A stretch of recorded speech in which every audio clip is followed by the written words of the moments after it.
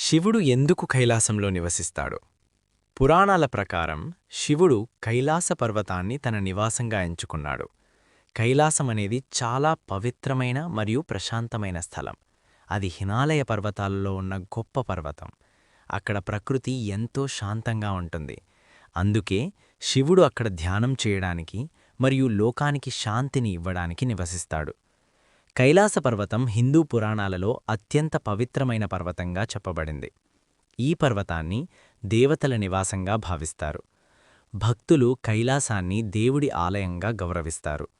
శివుడు అక్కడ నివసించడం వల్ల ఆ స్థలం మరింత పవిత్రంగా మారింది. పురాణ కథల ప్రకారం శివుడు చాలా సాదాసీదా జీవితం గడుపుతాడు. ఆయనకు రాజమహళ్ళు లేదా పెద్ద కోటలు అవసరం లేదు. ప్రకృతి మధ్యలో ఉండటం ఆయనకు ఇష్టం. అందుకే మంచుతో కప్పబడి ఉండే కైలాస పర్వతాన్ని తన ఇంటిగా చేసుకున్నాడు. కైలాసంలో శివుడితో పాటు పార్వతీదేవి కూడా ఉంటుందని పురాణాలు చెబుతున్నాయి. అక్కడే ఆయన కుమారులు గణేశుడు మరియు కార్తికేయుడు కూడా ఉంటారని నమ్మకముంది.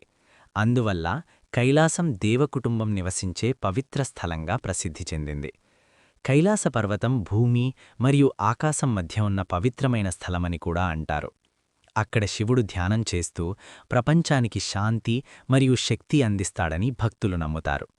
కైలాసం వద్దకు వెళ్లి దర్శనం చేసుకోవడం చాలా పుణ్యకార్యంగా భావిస్తారు.